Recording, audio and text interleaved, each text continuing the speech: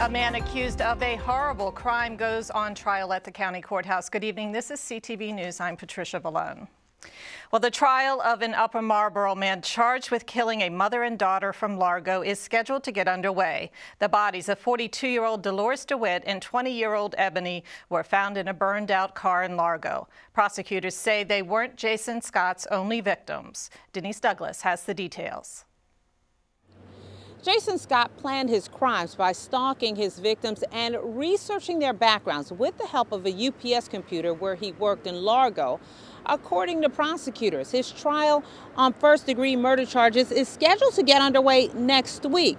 Today, jury selection started in the case. You'll remember that the bodies of Dolores DeWitt and her daughter Ebony were discovered in a burning car near their Largo home back in 2009. Scott is also considered a suspect in two other cases, but has not been criminally charged.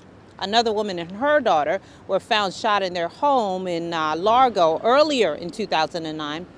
And in 2008, Vilma Butler was found shot in her Bowie home after her house was set on fire.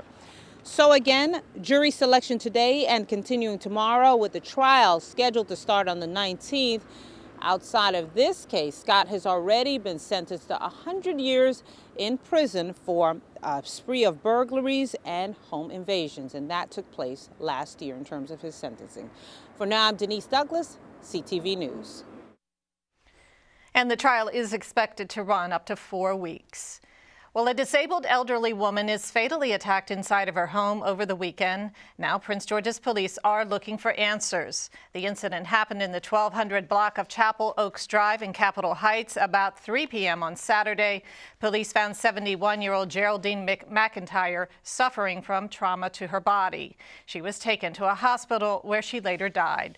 Today, investigators spent the afternoon talking to neighbors and looking for clues. We're hoping that if anyone has any information, please provide that to the police department, or they can also provide it to our crime solvers. The Crime Solvers phone number is 1-866-411-TIPS. Again, that number, 1-866-411-TIPS. Well, in a shocking announcement, the leader of the Catholic Church, Pope Benedict XVI, announces plans to resign at the end of the month. The last time a pontiff abdicated his position was 600 years ago. The 85-year-old pope cited old age and health issues for stepping down. A conclave will take place in March. That's when a new leader will be selected.